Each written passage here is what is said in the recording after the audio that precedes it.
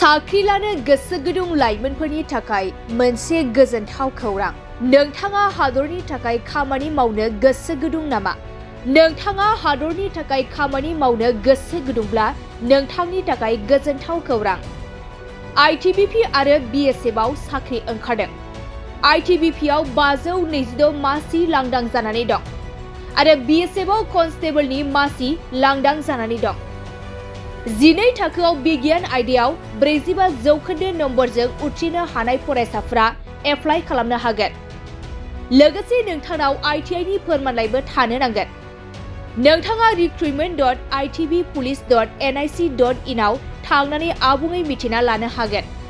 30 डिसेम्बरनि सिगां BSF आरो 14 डिसेम्बरनि सिगां ITBP नि थाखाय एप्लाइ खालाम। आर'जलाइ बिखान्थिया 1 डिसेम्बरनिफ्रायनो जागायदों।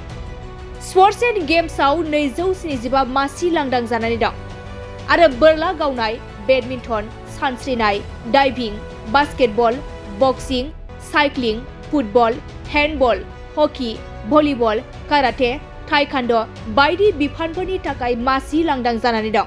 18 बोसोरनिफ्राय 23 बोसोर बैसोनि बिनायसाफोरा आर'ज गाबनो हागोन।